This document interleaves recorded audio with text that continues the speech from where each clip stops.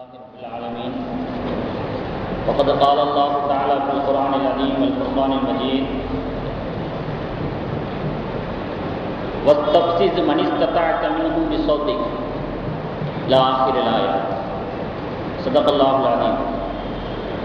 قال رسول الله صلى الله عليه وسلم ليكونن في هذه الأمة خسف وقذف ومسخ وذلك إذا شربوا الخمور واتخذوا الدينات أو كما قال عليه الصلاة والسلام.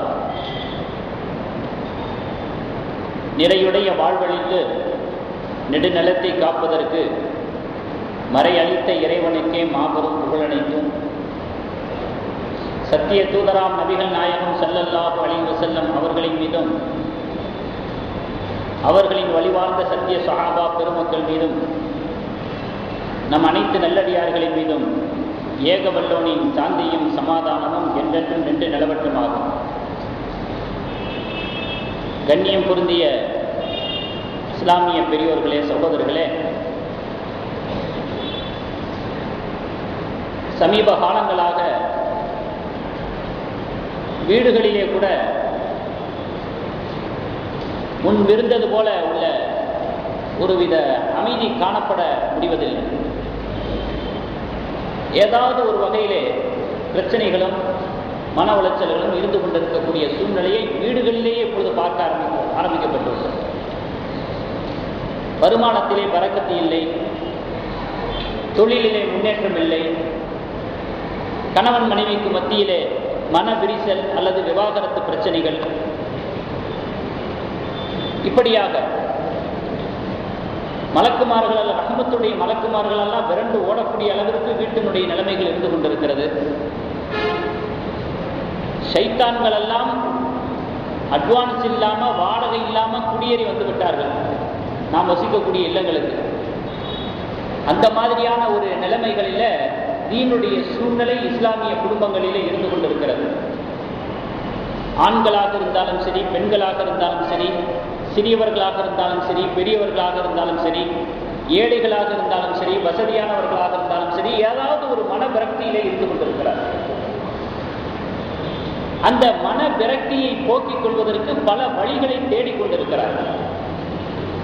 இந்த மன விரக்திய, டென்ஷனை, அழுத்தத்தை தவித்துக் கொள்வதற்கு, நீக்கிக் கொள்வதற்கு என்னடா வழி என்று ஒவ்வொருவரும் தேடிக்கொண்டிருக்கக்கூடிய சமயத்தில் சிலர் மதுவுக்கு அடிமையாகி விடுகிறார்கள், சிலர் சூதுக்கு அடிமையாகி விடுகிறார்கள், சிலர் விபச்சாரத்துக்கு அடிமையாகி விடுகிறார்கள், சிலர் புகைப்பிடிப்பதற்கு அடிமையாகி விடுகிறார்கள். ஏன்னா அதுல ஒரு தத்துவம் சொல்லி வச்சிருக்கிறான், புண்பட்ட மனதை புகைவிட்டு ஆத்தல், அதனால அதுக்கு அடிமையாகி விடுறாங்க. சில பேர் வெளிநாட்டுக்கு ஓடி போயிடுறாங்க, இந்த பிரச்சனையே வேண்டாம் அப்படின்னு சம்பாதிக்கிறேங்கிற பேர்ல எங்கிட்டாவது ஓடிடுறாங்க.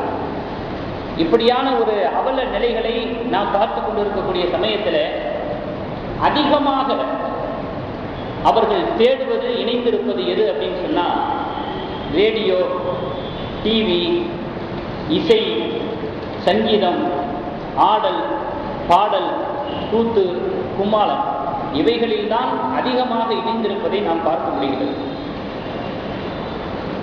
மற்றவைகளை பற்றிய விஷயங்கள் நமக்கு தெளிவாக தெரிகிறது. மது கூடாது, சூது கூடாது, விபச்சாரம் கூடாது, புகை கூடாது. ஆனா இசையை பொறுத்தளவிலே, சங்கீதத்தை பொறுத்தளவிலே ஒரு விழிப்புணர்வு இல்லாத, இஸ்லாம் அதை பற்றி என்ன சொல்லுகிறது என்கிற ஒரு கேள்வியிலே ஒரு சரியான ஒரு பதிலை பெறாத ஒரு சமுதாயமாக இஸ்லாம் இருந்து கொண்டிருக்கிறது என்கிற காரணத்தினால் அதை பற்றி பேச ஆசைப்படுகிறேன்.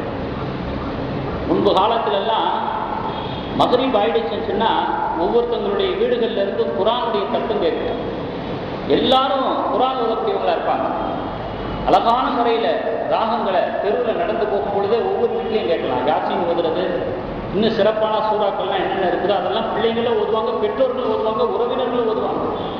குர்ஆன் ஓதக்கூடியவங்களை நிறைய பார்க்க முடியும், குர்ஆனுடைய சத்தங்களை அதிகமாக கேட்க முடியும். ஆனா இப்போ உள்ள காலத்துல மகரிப் ஆயிடுச்சுன்னா அல்லது மற்ற பல நேரங்களிலும் கூட இசை மழையால் நனைந்து கொண்டிருக்கிறார்கள் ஒவ்வொரு வீடுகளிலும். கிட்டத்தட்ட சினிமா கொட்டைகளாகவே மாறிப்போய்விட்டது, ஷைத்தானுடைய கூடாரங்களாகவே ஆகி போய்விட்டது. இப்படிப்பட்ட ஒரு நிலையைத்தான் ஒவ்வொரு இஸ்லாமிய இல்லங்களிலும் நாம் பார்க்க முடியும். அப்படிப்பட்ட ஒரு இசையை, சங்கீதத்தை, இதை பற்றி அல்லாஹ்வுடைய ஆயத்துக்குள் சொல்லக்கூடிய விஷயம் என்ன, இஸ்லாத்தினுடைய நிலைப்பாடு என்ன என்பதைத்தான் இப்பொழுது நாம் தெரிகிறது.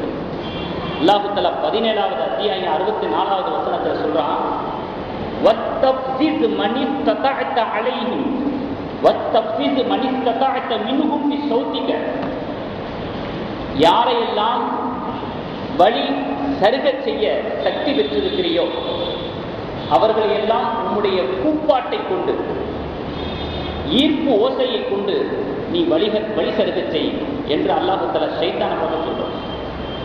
யாரை வழிதவர செய்யணும்னு நீ சக்தி பெற்றிருக்கிறியோ, ஆதிக்கம் பெற்றிருக்கிறியோ அவர்களை உன்னுடைய கூப்பாட்டை கொண்டு, ஒரு விதமான ஓசை எழுப்புதலை கொண்டு நீ வழிதவர செய், வழி சருகச் செய் அப்படின்னு அல்லாஹ் தஆலா அந்த ஆயத்தில் சொல்றான்.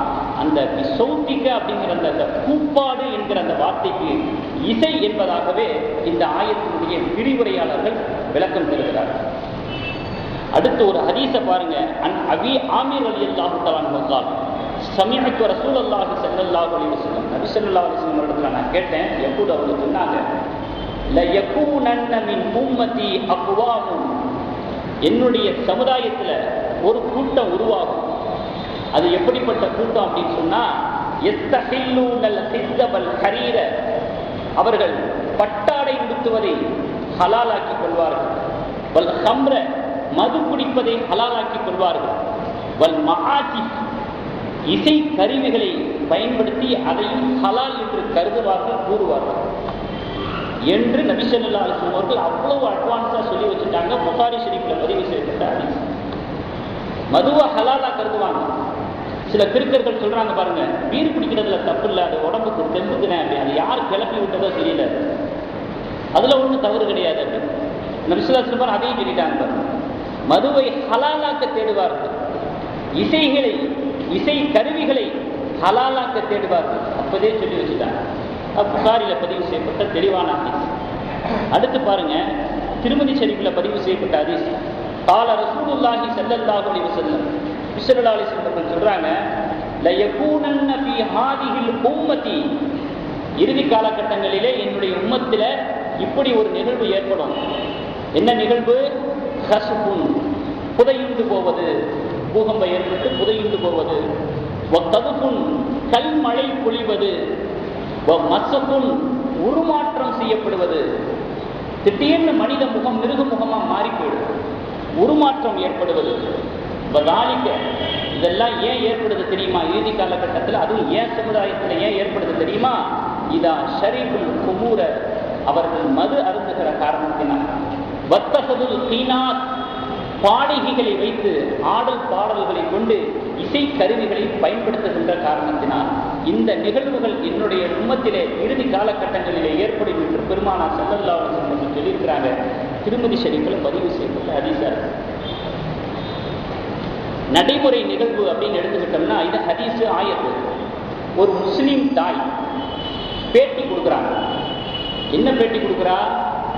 சினிமாவினுடைய ஒரு குறிப்பிட்ட ஒரு பாடல் வரியை வாசித்து காட்டி, இந்த பாடலை கேட்டதுக்கு பிறகுதான் என்னுடைய உள்ளத்துல காதல் மலர்ந்தது, அதன் பிறகு நான் காதலித்தவரையே மனம் முடித்துக் கொண்டேன் அப்படிங்கிறதோட தனி நிறுத்தினா பரவாயில்ல. அதுக்கு பிறகு அது என்ன சொல்லுது தெரியுமா? என்னுடைய மகளும் யாரையாவது காதலித்து திருமணம் செய்ய வேண்டும் என்று வந்து நின்றால் நான் குறுக்கிட மாட்டேன், வழிவிடுவேன் என்பதாக ஒரு முஸ்லிம் தாய் பேட்டி கொடுக்கக்கூடிய ஒரு அவலக்காட்சியை இந்த சமூக நிகழ்வுகளிலே நாம் பார்த்து கொண்டிருக்கிறோம். ஆக இந்த இசைங்கிறது எப்படியெல்லாம் மனிதனுடைய உள்ளங்களை சீரழித்துக் கொண்டிருக்கிறது அப்படிங்கிறதுக்கு சிறு சிறு உதாரணங்கள். மனித வாழ்க்கையோட பிரிக்க முடியாத ஒன்றாக ஆகி போய்விட்டது என்பதுதான் மிக வருத்தமான ஒரு செய்தி. பிரிக்க முடியாத ஒன்றாக சங்கீதம், இசை என்பது ஆகி போய்விட்டது.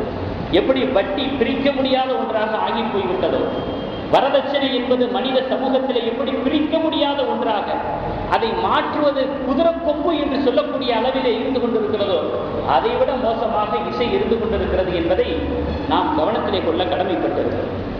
ஆக இப்படி ஒரு சூழ்நிலையில நாம் கவனிக்க வேண்டிய விஷயம் என்ன? அதுல ரொம்ப முக்கியமான ஒரு பாயிண்ட் ஒன்று இருக்குது, அதை நம்ம கண்டிப்பா தெரிஞ்சுக்கிறோம். என்ன அப்படின்னு சொன்னா, ஒரு பாவமான காரியம். இஸ்லாத்திலே தடை செய்யப்பட்ட ஒரு செயல் மனித சமுதாயத்திலே பரவலாகி போச்சு, பகிரங்கமா நடைபெற்றுக் கொண்டிருக்கிறது, மலிந்து காணப்படுகிறது, பிரிக்க முடியாத ஒன்றாக ஆகி போய்விட்டது என்று வைத்துக் கொள்ளுங்கள். அப்படி ஒரு நிலையை அதை அடைஞ்சிருச்சுங்கிறதுக்காக வேண்டி அதை ஒரு காலம் அங்கீகரிக்க முடியாது, அதை அனுமதிக்க முடியாது, அதை ஹலாலாக்கி விட முடியாது, அதை தவறு இல்லை என்று சொல்லிவிட முடியாது, பாவம் இல்லை என்று சொல்லிவிட முடியாது என்பதை முஃமினான ஒவ்வொருவரும் நம்முடைய உள்ளத்திலே ஆழப்பதிய வைத்துக் கொள்ள வேண்டும். பரவலாகட்டும், பகிரங்கமா நடக்கட்டும், மலிந்து காணப்படட்டும், ஏன் பிரிக்க முடியாத ஒன்றாக ஆனா கூட ஹராம் ஹராம் தான். மாற்றிவிட முடியுமா? திருத்தி விட முடியுமா? மறுபரிசீலனை செய்துவிட முடியுமா? யாருடைய சட்டம் இது? இறை சட்டம் அல்லவா, இஸ்லாமிய சட்டம் அல்லவா? அதனால சகஜமா எடுத்துக்கிடுவோம். இது பரவலாகி போச்சு. அந்த மாதிரியான ஒரு முடிவுக்கோ நிலைக்கோ ஒரு முஃமின் வரக்கூடாது என்பதை உங்களுடைய ஈமானை கொண்டு உறுதிப்படுத்திக் கொள்ளுங்கள். அப்படி பிரிக்க முடியாத ஒன்றாக ஆகி போயிடுச்சு, வரதட்சணை மாதிரி, வட்டி மாதிரி அப்படின்னு சொன்னா அது இந்த சமுதாயத்திலே சாபக்கேடு. அதுக்கு யார் என்ன பண்ண முடியும்? இப்படி ஒரு நிலையை அந்த பாவ செயல் அடைஞ்சிருச்சு அப்படின்னு சொன்னா அது சமுதாயம் எத்தனையோ சாபக்கேடுல இருக்கிற மாதிரி இது ஒரு சாபக்கேடு. அதுக்கு சாவுமணி அடிக்கிறதுக்கு களத்துல இறங்கணும். அந்த ஒரு நிலையை அகற்றுவதற்கான முயற்சிகளில் ஈடுபடணும். அதுதான் ஈமானுடைய உந்துதலான சக்தியாக இருக்க வேண்டும். இப்படி ஆயிடுச்சு அப்படிங்கிறதுக்காக வேண்டி அதை நம்ம சகஜமா எடுத்துக்கிடுவோம், கண்டுக்காம விட்டுருவோம், இப்படியெல்லாம் பார்த்துக்கிட்டு தான் முடியுமா அப்படிங்கிறது ஒரு ஈமான்தாரியினுடைய பேச்சுக்கு அழகல்ல அப்படிங்கிறதையும் நம்ம நினைவில் கொள்ள வேண்டும். அடுத்து இந்த இசை, சங்கீதம் இது போன்றவைகள் எல்லாம் எந்த அளவுக்கு சமுதாயத்தில் ஆதிக்கம் பெற்றுவிட்டது அப்படின்னு சொன்னா, இஸ்லாமிய பாடல்களில் கூட இந்த இசை என்பது புகுந்து விட்டது, புகுந்து விளையாடி விட்டது. அதை நம்ம கவனத்தில் கொள்ள வேண்டும். இஸ்லாமிய பாடல்கள்ல இசை கலந்திருக்குது அப்படின்னு சொன்னா நம்ம பாடல் வரிகளை வேண்டாம் அங்கீகரிக்கலாமே தவிர அதுல கலந்திருக்கக்கூடிய இசையை அங்கீகரிக்கணும் அப்படிங்கிறது அவசியம் இல்லை. ஏன்னா அது கலந்திருந்தாலும் தனியா இருந்தாலும் ஹராம் தான். அப்ப அந்த மாதிரியான ஒரு பாடலை நாம் கேட்குகிற பொழுது இசையை தவிர்க்கிறது ரொம்ப கஷ்டமாயிடும். ஏன்னா கலந்திருக்கு, பாடல்கள் நன்றாக இருக்குது அப்படின்னு அதை கேட்டா இசையும் கேட்க வேண்டிய ஒரு கட்டாயமாகி போய்விடுது. நம்ம என்ன அன்னப்பறவையா?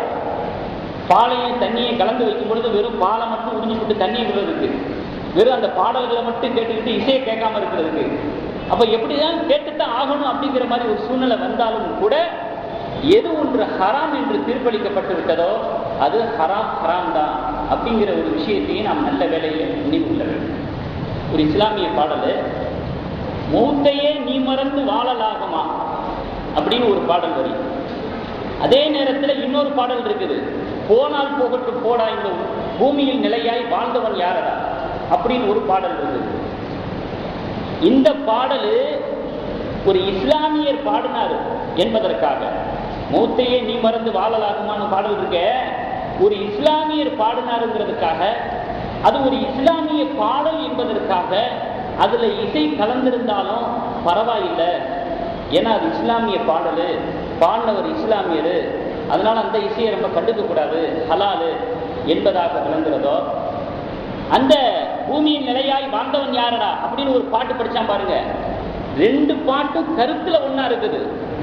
மரணத்தை நினைவுபடுத்துது, மறுமையை நினைவுபடுத்துது, ஒரு வகையில இறை சிந்தனையை கூட ஏற்படுத்துது. ரெண்டு பாடலுடைய பாடல் வரிகள் கருத்துல ஒன்றாக இருந்தாலும் கூட இதை இஸ்லாமியர் படிச்சாரு, அது இஸ்லாமிய பாடலா இருக்குது, அதனால இதுல இருக்கக்கூடிய இசையை கண்டுக்க கூடாது, அது ஹலாலு. அது நான் முஸ்லீம் படிச்சாரு, அது ஒரு சினிமா பாடலு, அதுல பிளஸ் இசையும் கலந்துருக்குது, அதனால அது ஹராமு அப்படின்னு விளங்குறதுக்கு நமக்கு யார் அதிகாரம் கொடுத்தா? இப்படியெல்லாம் விளங்க சொல்லி எதுல நம்ம ஆதாரம் காட்ட பார்க்க முடியும்? இசை ஹராம்னா அது எல்லா வகையிலையும் எல்லா சூழ்நிலையும் ஹராம் தான். இப்படி பிரிச்சு பார்த்தெல்லாம் விளக்கி சொல்லிக்கிட்டுலாம் நம்ம என்ன செய்யக்கூடாது? ஒன்றைய ஹலாலாக்க முயற்சிக்க கூடாது. அதனால தான் வார்த்தையை கவனமா பயன்படுத்தினாங்க பெருமானார் ஸல்லல்லாஹு அலைஹி வஸல்லம். எத்தஹில்லூனல் மஆசி, ஹலாலாக்க தேடுவார்கள், என்று பெருமானார் ஸல்லல்லாஹு அலைஹி வஸல்லம் அவர்கள் புகாரில தெளிவாக சொல்லியிருக்கிறார். அதனால இந்த மாதிரியான ஒரு அடிப்படையிலையும் நம்ம என்ன செய்ய முடியாது, இசையை ஹலாலாக்கி கொள்ள முடியாது. அடுத்து இப்போ இஸ்லாமிய பாடல்கள்ல இருக்கக்கூடிய இசையும் ஹராம் தான் அப்படின்னு நிறைய பேருக்கு தெரியாம இருக்கலாம், அறியாம இருக்கலாம். அறியாமல் இருந்தால் அறிந்து கொள்வோம், அதுவும் தவறுதான் அப்படிங்கிறதாக நம்முடைய உள்ளங்கள் பழகாம இருந்தா பழகிக்கிறோம். அறியாம இருந்தா அறிஞ்சுக்கிறோம், பழகாம இருந்தா பழகிக்கிறோம். அதுக்காக வேண்டிய ஒரு மார்க்கத்தினுடைய சட்டத்தை பலி கொடுக்க முடியாது அல்லவா? நம்ம அறியாம இருக்கிறோம், பழகாம இருக்கிறோம் அப்படிங்கிறதுக்காக வேண்டி ஒரு ஹலால ஹராம்னு சொல்லிட முடியாது, ஒரு ஹராம ஹலால்னு சொல்லிட முடியாது. ஆக சரி செய்ய வேண்டியது நம்மிடத்தில் தானே தவிர சட்டத்தில் அல்ல என்கிற ஒரு விஷயத்தையும் நாம் தெரிந்து கொள்ள வேண்டும். இப்போ இன்னொரு கேள்வி ஒன்று வரும், என்ன அப்படின்னு கேட்டால், இஸ்லாமிய பாடல்களில் இசை கலந்திருந்தாலும் கூட பிற மதத்தவர்கள் அதை கேட்பதின் பக்கம் ஈர்க்கப்படுறாங்க. அவர்களுடைய உள்ளத்தில் ஒரு விதமான மாற்றம் ஏற்படுது. பிற மதத்தினர்களிடத்தில் இஸ்லாமிய செய்திகள் இந்த வழியில் அழகான முறையில் போய் உட்காருது. அப்படி ஒரு பயன்பாடு இருக்கத்தானே செய்யுது அப்படிங்கிற ஒரு சிந்தனை நமக்கு ஏற்படும். நிச்சயமாக ஒரு இஸ்லாமிய பாடலை கேட்டதுனால ஒருத்தர் இஸ்லாத்துக்கு வந்தான்னு ஒரு ஆளை காட்ட முடியாது. இஸ்லாமிய புத்தகத்தை படித்ததுனால வந்தாரு, ஒரு அழகான இஸ்லாமிய நண்பர், நல்லொழுக்கமான நற்பண்புள்ள நாணயமுள்ள ஒரு இஸ்லாமிய ஒரு நண்பரிடத்துல பழகுனதுனால இஸ்லாத்துக்கு வந்தாரு, குரானை படித்ததுனால வந்தாரு, பயான கேட்டதுனால இப்படியெல்லாம் நம்ம பரவலாக கேள்விப்பட்டிருக்கலாம். ஆனால் ஒரு இஸ்லாமிய பாடலை கேட்டுட்டு நான் இஸ்லாத்துக்கு வந்தேன் அப்படிங்கிற ஒரு நிலையை பார்க்கறதுங்கிறது ரொம்ப அரிது. இது ஒரு விஷயம். ரெண்டாவது விஷயம் என்ன அப்படின்னு சொன்னா, இந்த ஒரு காரணத்துக்காக வேண்டி இசையை நாம ஹலாலாக்கி விட முடியாது, ஏற்றுக்கொள்ள முடியாது. ஏன்னா அல்லாஹ் ஆயத்தில் சொல்றான், 8:35 8வது அத்தியாயம் 35வது வசனம், வமா கான ஸலாத்துஹும் இன்தல் பைத்தி. பிற மதத்தவர்களை பற்றி அல்லாஹ் சொல்லும் பொழுது அவர்களுடைய ஆலய வழிபாடு, வமா கான ஸலாத்துஹும் இன்தல் பைத்தி, அவர்களுடைய ஆலய வழிபாடு எப்படி இருக்கும் என்று சொன்னால், இல்லா முகாஅம் வ தஸ்தியா, விசிலடிப்பதும் கைதட்டுவதுமாகத்தான் இருக்கும் என்று அல்லாஹ் தஆலா சொல்றான். பிற மதத்தவர்களுடைய வணக்க வழிபாடு என்ன லட்சணத்தில் இருக்கும்? விசில் அடிக்கிறது, கைதட்டுறது. ஆக அல்லாஹ் சுருக்கமாக 2 வார்த்தையில சொல்றான், அதுல எல்லாம் வந்துடும். ஆரவாரம், இசை, கச்சேரி, கூத்து, இது போன்றுதான் அவர்களுடைய வழிபாடுகள் இருக்கும் என்று அல்லாஹ் தஆலா இந்த ஆயத்தில் சொல்லிவிட்டு இறுதியில ஃபதூக்குல் ஆதாப பிமா குன்தும் தக்ஃபுரூன், நீங்கள் இதுவரை நிராகரித்துக் கொண்டிருந்த காரணத்தினால் நீங்கள் வேதனைகளை சுழியுங்கள் என்பதாக மறுமையிலே நாம் சொல்லுவோம் என்று அல்லாஹ் தஆலா ஆயத்தை முடிக்கிறோம். ஆகையினால ஆரவாரத்தை எழுப்பி, ஓசைகளை எழுப்பி, அப்படியாக்கும் இப்படியாக்கும் சொல்லி எல்லாம் ஆன்மீகத்தை நிலைநாட்ட முடியாது. அமைதியை கொண்டும் இஸ்லாத்தினுடைய வழிகாட்டுதலை கொண்டும் தான் சத்தியத்தை நிலைநிறுத்த முடியும், ஆன்மீகத்தை நிலைநிறுத்த முடியும், உள்ளத்தை சரிபடுத்த முடியும், சீர்படுத்த முடியும். இப்படித்தான் நம்முடைய சிந்தனை போக வேண்டும். சிலரை குஷிப்படுத்துவதற்காக, சிலரை சந்தோஷப்படுத்துவதற்காக நமக்குள் ஏதாவது ஒரு நியாயத்தை கற்பித்துக் கொண்டு ஹலால ஹராம் ஆக்கிடக்கூடாது, ஹராம ஹலால் ஆக்கிடக்கூடாது, அந்த துணிவு வரக்கூடாது என்பதைத்தான் இந்த ஆயத்து நமக்கு எடுத்து காட்டுகிறது. அடுத்த ஒரு விஷயம் என்ன அப்படின்னு சொன்னா, இசை கலந்த இஸ்லாமிய பாடல்களின் மூலமாக நம்முடைய உள்ளத்தில் கூட சில மாற்றங்கள் ஏற்படத்தானே செய்யுது. சில வரலாறுகளோ, சில நபிமொழிகளோ, சில நம்ம கேள்விப்படாத இஸ்லாமிய செய்திகளோ இதன் வழியாக ஒரு வகையில் நம்முடைய உள்ளத்தில் போய் விழுகத்தானே செய்யுது. அதுல நமக்கு ஒரு பயன் ஏற்படத்தானே செய்யுது என்பதாக இஸ்லாமியர்களை பொறுத்தளவுலையும் ஒரு சந்தேகம் ஏற்படலாம், ஒரு கேள்வி ஏற்படலாம். அதுக்கு ஒரு சின்ன ஒரு உதாரணத்தை நான் உங்களுக்கு சொல்லி வைக்கிறேன். ஏன்னா மார்க்கத்தில் அது ஹராமாக்கப்பட்டிருக்கின்ற காரணத்தினாலே அதனை ஒட்டியே, அதனை தொற்றியே அத்தனை விஷயங்களையும் நாம் அலசி ஆராய கடமைப்பட்டிருக்கிறோம். அதனால சொல்றேன், இஸ்லாமிய எதிரிகளுக்கு, இஸ்லாமியர்களுக்கு கடுமையான போர் நடக்க போகுது. ஒரு உதாரணத்துக்கு சொல்றேன், அந்த போர் வாழ்வா சாவா அப்படின்னு இருக்குது. எதிரெதிரு அணியில இருவேறு அணிகள்ல 2 பேர் நிற்கிறாங்க. அப்போ ஒரு இஸ்லாமிய சமுதாயத்தை சார்ந்த அவரும் போர்க்களத்தில் நிற்கிறாரு, முன்வரிசையில் நிற்கிறார். இயல்பாகவே இறைவன் அல்லாஹ் தஆலா அவருக்கு நல்ல ஒரு திடகாத்திரத்தை கொடுத்திருக்கிறான், உடல் பலத்தை கொடுத்திருக்கிறான்.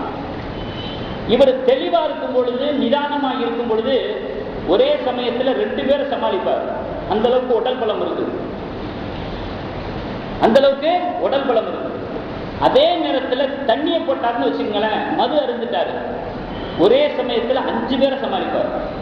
இப்ப நடக்க போற போர் இஸ்லாமியர்களுக்கு வாழ்வா சாவாங்கிற போர், சத்தியத்துக்கும் அசத்தியத்துக்கு மத்தியில் நடக்க போற போர், நியாயத்துக்கு அநியாயத்துக்கு மத்தியில் நடக்க போற போர். இது ரொம்ப முக்கியமான போர். ஆனா இவர் மது அருந்தினார்னா 5 எதிரிகளை சமாளிப்பாரு, உண்டிலையும் பண்ணிடுவாரு. நிதானமா இருந்தாங்கன்னா ஒரு ஆள் 2 ஆளை சமாளிக்க முடியும். இப்படி ஒரு நிலையில நமக்கு போரினுடைய வெற்றி தேவை, ரொம்ப முக்கியம். இதை கொண்டுதான் இஸ்லாத்தை வளர்க்க வேண்டி இருக்குது, இதை கொண்டுதான் எல்லாம் ஆக வேண்டி இருக்குது, சமூகத்தினுடைய பாதுகாப்பு இதுல தான் இருக்குது. அதனால இவருக்கு மட்டும் இப்ப மட்டும் ஒரு மதுவை ஹலால்னு சொல்லிடுவோம், சொல்ல முடியுமா? 2க்கு 5 பேரை சமாளிக்கிறாரு. அந்த பயன்பாட்டை மனசுல வச்சுக்கிட்டு, வா இப்ப மட்டும் நீ குடிச்சுக்கோ, உனக்கு ஷரீஅத் ரீதியா ஹலால் ஆக்கப்படுது. யாருக்காவது சொல்றதுக்கு அதிகாரம் இருக்குதா, உரிமை இருக்குதா? சட்டத்தை மாற்ற முடியுமா, குறைக்க முடியுமா, நீக்க முடியுமா, ஏற்ற முடியுமா, இறக்க ஒண்ணு செய்ய முடியாது.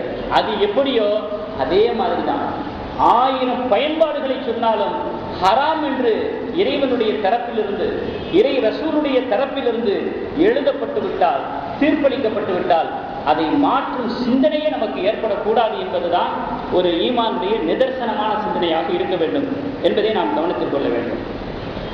ஒரு இன்னொரு ஹதீஸ், அபித்துன்யா இப்னு அபித்துன்யா அப்படிங்கிற ஒரு கிதாபில் பதிவு செய்யப்பட்ட ஹதீஸ்.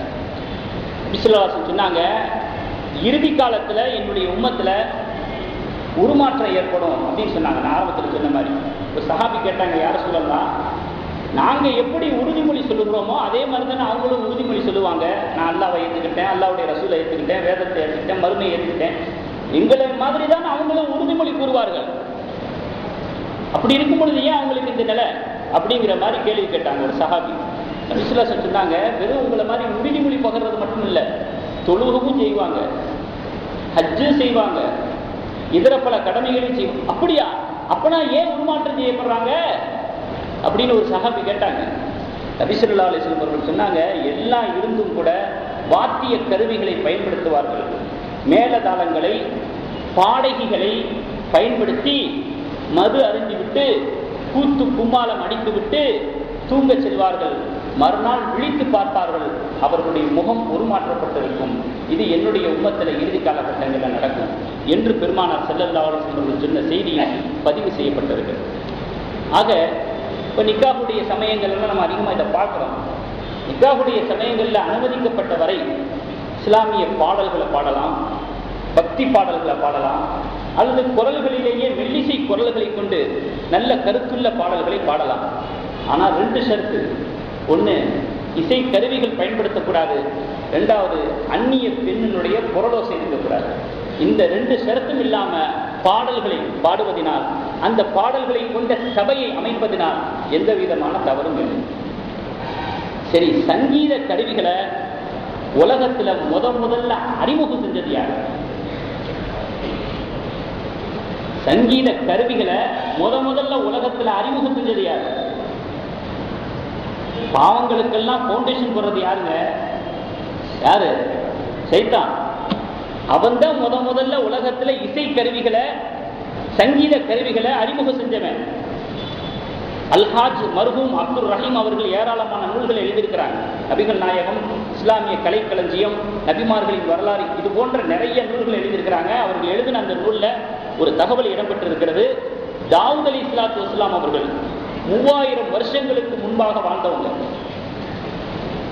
அல்லாஹ்வால நபியாக அனுப்பப்பட்டவங்க.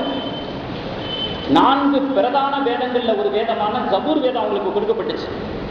அப்படிப்பட்ட தாவூத் அலைஹிஸ்ஸலாம் அவர்களுக்கு அல்லாஹ் தஆலா இயற்கையாகவே ஒரு அற்புதமாக அல்லாஹ்வுடைய பேர் ஆற்றலாக அழகான ஒரு துணி கொடுக்கப்பட்டிருச்சு. அவங்க வேதத்தை ஓதுனாங்கன்னா அவ்வளவு கேட்க ரசனையாக இருக்கும், இன்பமாக இருக்கும். அழகான ஒரு துணி கொடுக்கப்பட்டவர்களாக தாவூத் அலைஹிஸ்ஸலாம் அவர்கள் இருந்தாங்க. இது முஅஜிஸா, அல்லாஹ் அவங்களுக்கு கொடுத்த முஅஜிஸா. கிட்டத்தட்ட 72 ராகங்கள்ல ஓதுவாங்க தன்னுடைய வேதத்தை, தனக்கு அளிக்கப்பட்ட வேதத்தை. அவர்களுடைய ஓதுதல்ல கவர்ச்சியும் இருக்கும், கம்பீரமும் இருக்கும். அதன் காரணத்தினாலே அவர்கள் ஓத ஆரம்பித்து விட்டால் இலைகள் மஞ்சளித்து போய்விடும், கடல் அலைகள் நின்றுவிட்டு போய்விடும். காற்று வீசுவதை நிறுத்திக் கொள்ளும், ஆற்று நீர்கள் எல்லாம் ஓடுவதை நிறுத்திக் கொள்ளும். அந்த அளவுக்கு ஒரு மோஜிதான் சொல்லியாச்சு. ஏன் இது நடக்காதுன்னு என்ன நிச்சயம்? மோஜிதா. அந்த அளவுக்கு ரொம்ப அழகான முறையில் ஓதுவாங்க. அவர்களுடைய ஓதுதலை புள்ளினங்கள் கேட்கும், விலங்கினங்கள் கேட்கும், மனிதர்கள் கேட்பார்கள், ஜின்கள் மயங்கி போய் விடுவார்கள், ஷைத்தான்கள் கூட நின்று கேட்பார்கள் ரசிச்சு.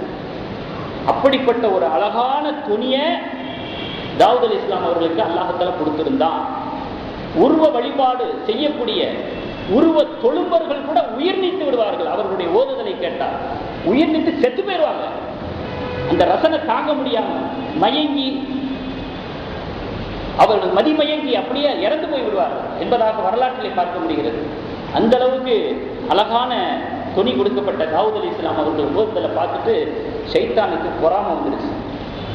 இவரை இப்படியே விட்டா சரியா வராது, இதுக்கு ஏதாவது ஒரு மாற்று வழி பண்ணணும், நமக்கு வேலை இல்லாம பண்ணிடுவார் போல இருக்கு, வேதத்தை ஓதி ஓதி இதுக்கு ஏதாவது ஒரு மாற்று வழி பண்ணணும் அப்படின்னு சொல்லிவிட்டு அவனுடைய சகாக்களை எல்லாம் அழைச்சு ஆலோசனை பண்ணான்.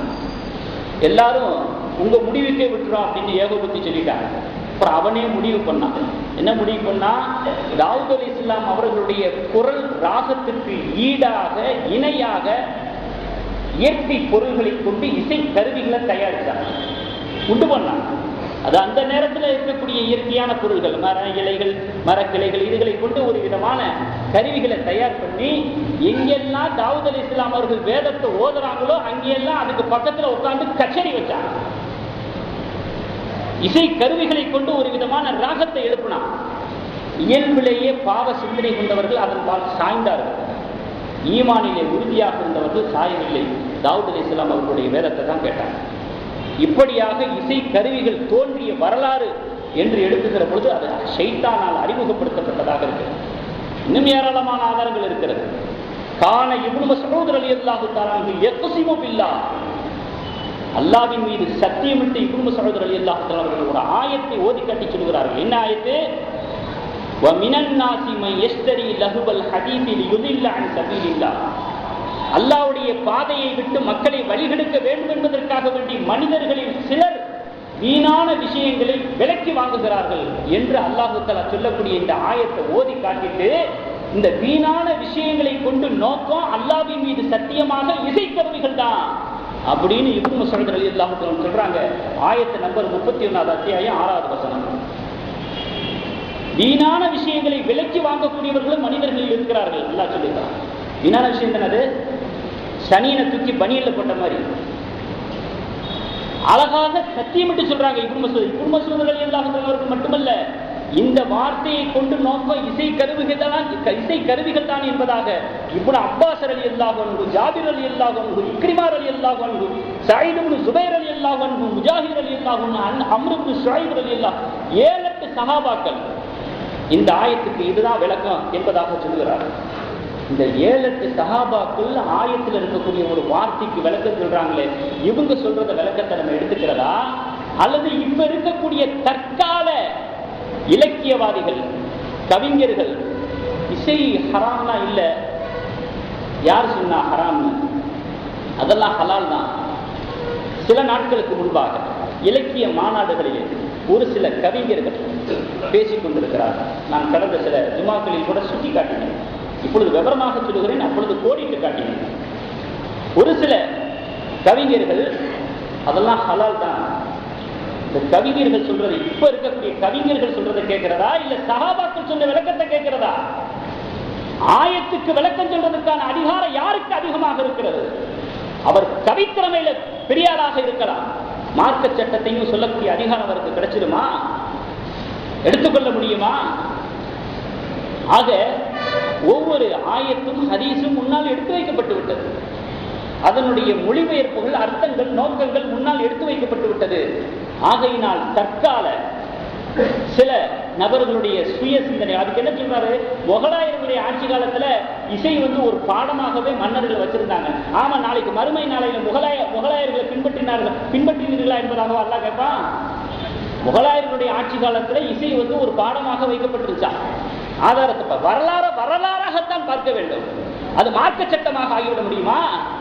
முகலாயர்களை பின்பற்றினீர்களா என்பதாக அல்லாஹ் மறுமையில கேட்பா. என்ன ஆதாரம் இது? இவ்வளவு ஆயத்துக்கள் இருக்கும் பொழுது, ஹதீஸ்கள் இருக்கும் பொழுது. ஆகையினால் ஷரியத்தை சரியான முறையிலே விளங்க நாம் கடமைப்பட்டிருக்கக்கூடிய காலகட்டத்திலே வாழ்ந்து கொண்டிருக்கிறோம் என்பதற்காக இதை நான் உங்களுக்கு சொல்லுகிறேன். அதே போல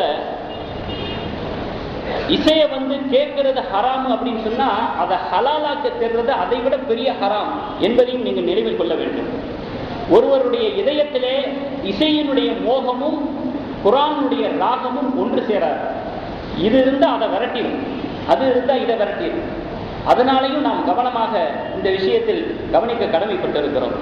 இசை பிரியர்களாக இருக்கக்கூடியவர்கள், இசைக்கு அடிமையாக இருக்கக்கூடியவர்கள் ஜமாத்துடைய விஷயத்தில், ஜமாத்து தொழுகையில கலந்துக்கிற விஷயத்தில் அசட்டையாக இருப்பார்கள். இது இயல்பான ஒன்று. ஒரு அலட்சியமாக இருப்பார்கள், சோம்பேறித்தனமாக இருப்பார்கள் என்பது தவசாலிகளுடைய, பெரியார்களுடைய ஒரு கருத்தாக இருக்கிறது. அதே போல 4 மதுஹபுகளுடைய இமாமும் யோகமித்து சொன்னார்கள். இமாம் அபூ ஹனீஃபா ரஹ்மத்துல்லாஹி சொல்றாங்க, இன்பமாக லயித்து போய் இசையை கேட்கிறது இறை நிராகரிப்பு வரைக்கும் கொண்டு போய் விட்டுரும்.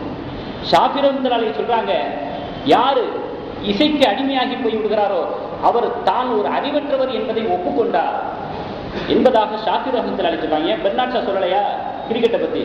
11 முட்டாள்கள் விளையாடுறத 16,000 முட்டாள்கள் பார்த்துக்கிட்டு இருக்கிறாங்க அப்படின்னு சொல்லலையா ஷாஃபி ரஹ்மத்துல்லாஹி? அது மாதிரி சொல்றாங்க, யார் இசைக்கு அடிமையாகி போயிட்டாரோ அவர் தான் ஒரு அறிவற்றவர் என்பதை ஒப்புக்கொண்டார். அதே போல அஹ்மது பின் ஹம்பல் ரஹ்மத்துல்லாஹி சொல்றாங்க, இசை கெட்டது, கெட்டதெல்லாம் நரகத்தில் தான் போய் சேரும் அப்படின்னு சொன்னாங்க. மாலிக் ரஹ்மத்துல்லாஹி சொன்னாங்க, இசைக்கான நிகழ்ச்சிகளுடைய ஏற்பாடு என்பது அது பாவங்களுக்கு துணை போனதாக ஆகிவிடும் என்பதாக மாலிக் ரஹ்மத்துல்லாஹி அவர்கள் சொல்லியிருக்கிறாங்க.